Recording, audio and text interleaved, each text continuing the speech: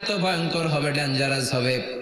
ওই চিৎকারের আওয়াজ যদি দুনিয়ার মানুষেরা কান দিয়ে শুনতে পেত, আলাদা করে ইসরাফিলের সিংহায় ফুৎকার দেওয়ার কোনো দরকার লাগতো না। ওই আওয়াজটা শুনে দুনিয়ার মানুষেরা সব কানের পর্দা ফেটে লাশ হয়ে পড়ে যেত। মরবেন না আপনারা? আজীবন থাকবেন? একদিন মাটির ভেতরে হবে ঘর রে মন আমার, কেন বান্ধ দালান ঘর? প্রাণ পাখি উড়ে যাবে পিঞ্জর ছেড়ে, ধরা ধামে সবই রবে তুমি যাবে চলে।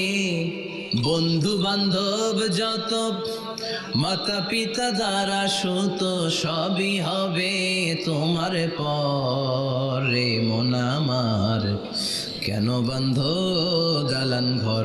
একদিন মাটির ভেতরে হবে ঘর রে মন আমার, কেন বান্ধ দালান ঘর রে মন আমার, কেন বান্ধ দালান ঘর? ঠিক না?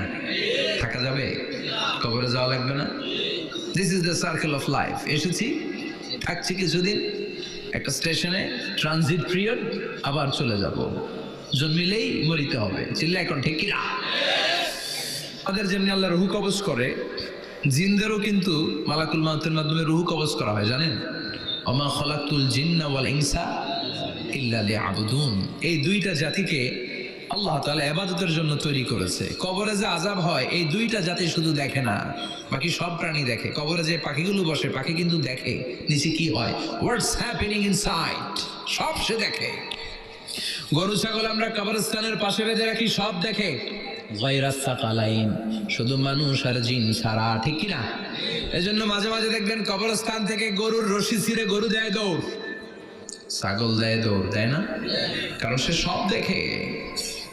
জিনদের রূহ কবজ করা হবে, তাদের জন্য এই শরিয়ত আছে। জিনদেরও কোরআন তেলাওয়াত করতে হয়, ওদেরও সালাত পড়তে হয়, ওরাও সিয়াম করে, ওরাও হজের সময় হজ করে, কিন্তু আমরা দেখি না। দেখি?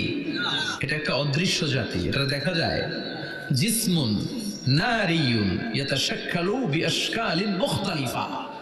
এটা আগুনের তৈরি একটা সৃষ্টি, যেটা যখন যে রূপ ধরতে চায় ওই রূপ ধরতে পারে।